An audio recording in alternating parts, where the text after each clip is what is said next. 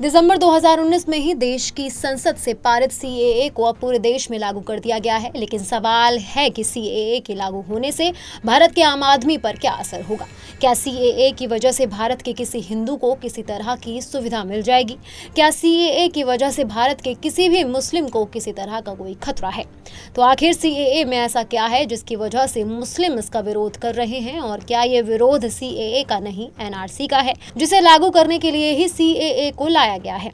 आखिर 11 मार्च 2024 को लागू हुए सीएए से देश में क्या बदल गया? आज इन सभी सवालों पर विस्तार से बात करते हैं। अगर सीएए के असर को एक लाइन में बताया जाए तो भारत में किसी भी धर्म को मानने वाले किसी भी शख्स पर इस सीएए का कोई असर नहीं होगा।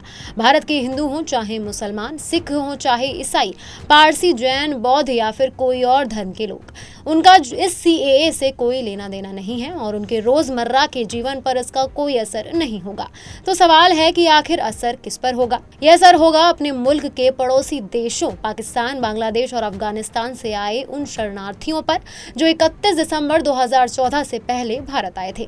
अब उन्हें सीएए के जरिए भारत की नागरिकता मिल जाएगी। लेकिन इसमें एक पेच है, और पेच ये है कि पाकिस्तान, बांग्लादेश और अफगानिस्तान से भारत आए मुस्लिमों को ये नागरिकता नहीं मिलेगी, बल्कि इन तीनों देशों से जो गैर मुस्लिम यानी कि हिंदू, सिख, जैन, बौद्ध, पारसी और ईसाई भारत आए हैं, उन्हें ही इस देश की नागरिकता मिलेगी।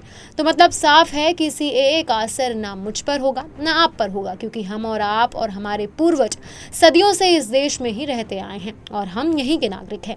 तो हमारे ऊपर इसका कोई असर नहीं है। हाँ, होगा बस इतना कि इस देश की आबादी में थोड़ा और इजाफा हो जाएगा, क्योंकि इन पड़ोसी देशों से जो शरणार्थी आए हैं अब वो भी इस देश के नागरिक हो जाएंगे और इस देश की जनसंख्या में उनकी भी गिनती की जाएगी। अब रही बात विरोध की, तो इसका विरोध मुस्लिम समुदाय और उसमें भी कुछ चुनिंदा समूह की ओर से ही हो रहा है और वो ये चाहते हैं कि अगर बांग्लादेश, पाकिस्तान या फिर अफगानिस्तान से मुस्लिम भी भारत आकर यहाँ की नागरिकता चाहते हैं तो उन्हें भी नागरिकता दी जाए। लेकिन सरकार इसके लिए राजी नहीं है। विरोध की सबसे बड़ी वजह यही है, लेकिन ये वजह ऊपरी तौर पर दिख रही है।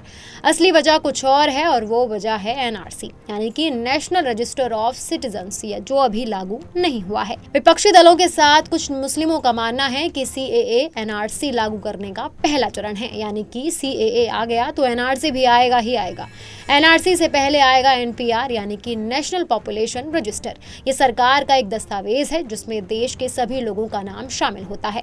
ये बताता है कि किस गांव में, किस जिले में, किस राज्य में और पूरे देश में कितने लोग हैं। इससे अपने देश के नागरिकों के साथ उन विदेशी लोगों का भी नाम शामिल होगा जो किसी गाँव, कस्बे या शहर में पिछले 6 महीने से रह रहे हैं या फिर अगले 6 महीने तक वहाँ रहने वाले हैं। अपने देश में हर 10 साल में जनगणना होती है। आखिरी जनगणना 2011 में हुई थी। कोरोना की वजह से 2021 में होने वाली जनगणना हुई नहीं, तो अगली जनगणना में पहले नेशनल पॉपुलेशन रजिस्टर को अपडेट किया जाएगा, तभी एनआरसी आएगा। अब तक ये सिर्फ असम में ही लागू है, तो इसका मतलब ये है कि भारत के मुसलमानों पर इसका कोई भी असर नहीं होने वाला है। बाकी ऐसी ही तमाम बड़ी खबरों के लिए देखते रहिए आप punjabkesari.com और चैनल को सब्सक्राइब करना बिल्कुल ना भूलें।